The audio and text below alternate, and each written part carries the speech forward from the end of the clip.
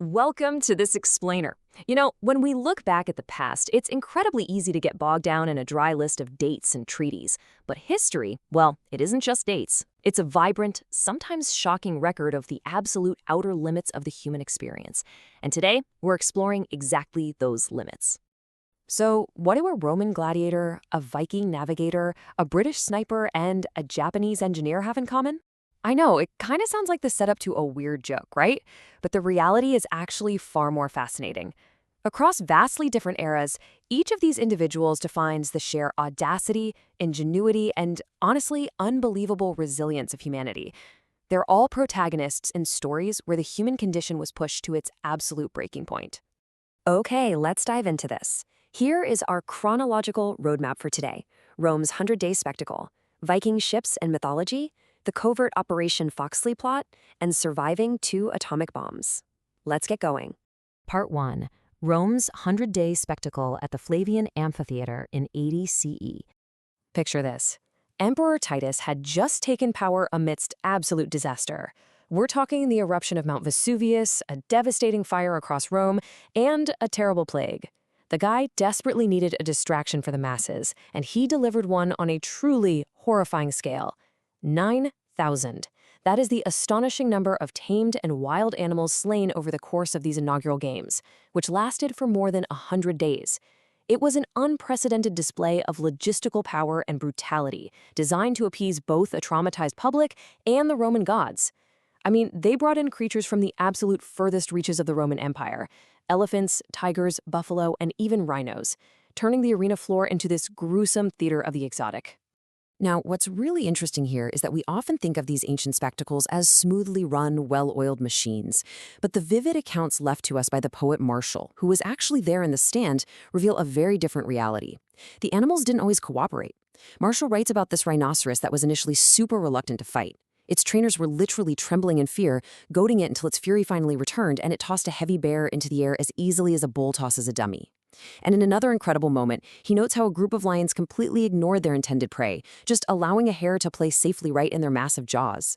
It's these unpredictable, chaotic little details that really bring the ancient arena to life for us. And the midday events? Well, they were just as extreme, but in a far more theatrical way. Executions were staged not just as punishments, but as elaborate, terrifying recreations of tragic myths. For example, imagine a criminal being cast as Prometheus, the Titan from Greek mythology, who was chained to a rock to have his liver eaten by an eagle. But in the Colosseum's twisted version, the criminal was crucified and, instead of an eagle, a live bear was unleashed upon him. It was just the ultimate display of the empire turning myth into terrifying, bloody reality. All right, jumping forward to Scandinavia. Part 2.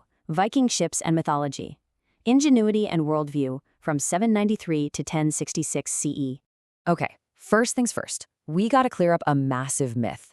Vikings did not go into battle wearing horned helmets. That was actually a total invention of 19th century artists, which got popularized later by Wagner's operas. The reality is far more practical. The only complete Viking Age helmet ever discovered, the Geirmundbu helmet, is just a simple, highly effective iron bowl shape with a protective nose guard. The Vikings were practical, ruthless masters of warfare, definitely not theatrical cartoon characters. And that relentless practicality, it shines the brightest in their engineering. They didn't just have one type of ship.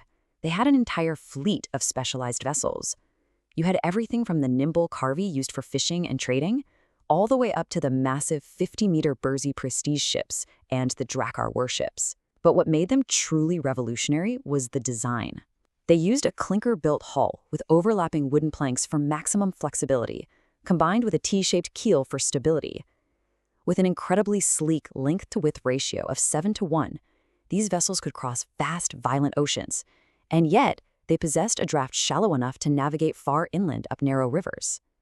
It was an absolute technological marvel that allowed them to strike anywhere, completely redefining exploration and warfare in the medieval world. And just as their ships were complex, so was their worldview. Take Yggdrasil, the cosmic world tree. This entirely dispels the idea that Vikings were just primitive barbarians.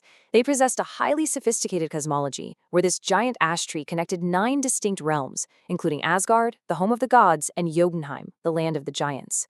It acted as the central axis of reality, representing a universe in constant tension between order and chaos, which deeply influenced how they viewed life, fate, and their exact place in the cosmos.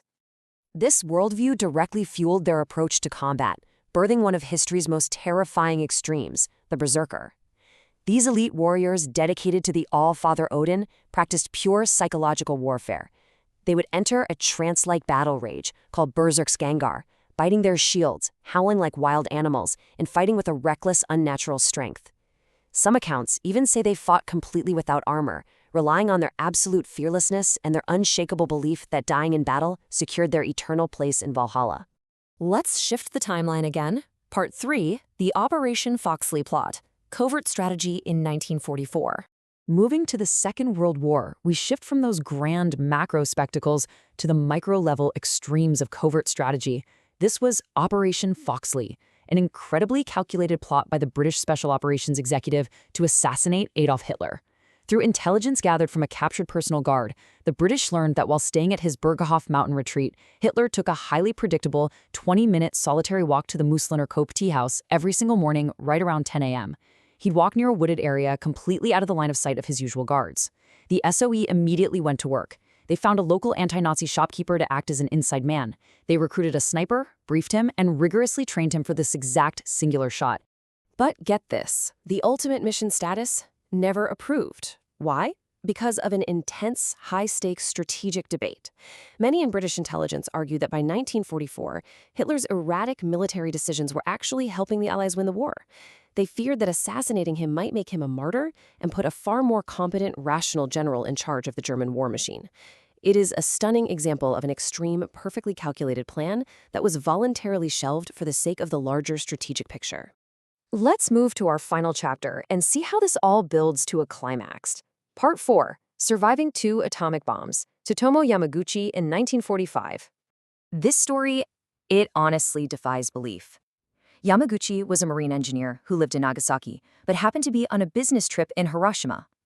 On the morning of August 6th, he was heading to the train station to leave the city when he realized he had forgotten his Henko, his personal identification stamp. So he turned around and walked back to his office to get it. At 8:15 a.m., the first atomic bomb, Little Boy, dropped just 3 kilometers away. Despite being temporarily blinded and suffering severe burns, he remarkably survived.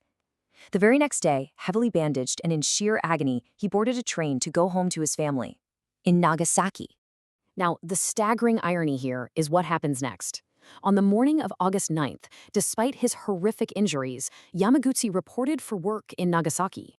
He was standing in his supervisor's office, desperately trying to explain the sheer, unimaginable scale of the devastation he had just witnessed in Hiroshima. His boss literally couldn't comprehend a single bomb destroying an entire city and told him, "You're crazy." And at that exact moment, 11 a.m., the second atomic bomb, Fat Man, detonated over Nagasaki. Once again, Yamaguchi was just 3 kilometers from ground zero. And incredibly, once again, he survived. He became known as a double hibakusha, a recognized survivor of both atomic bombings. For decades, he lived a quiet life, raising his family and returning to his work designing oil tankers. But in his later years, he became a powerful, vocal proponent of nuclear disarmament, stating that he hated the atomic bomb precisely because of what it does to the dignity of human beings.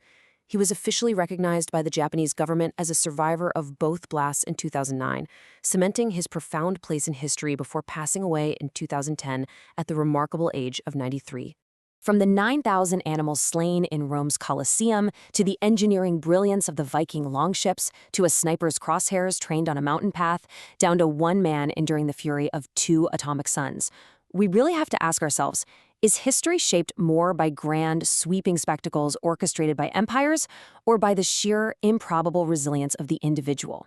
It's a question worth pondering as we continue to study the incredible tapestry of our past. Thank you so much for joining me for this explainer, and I really hope this leaves you wanting to explore even more.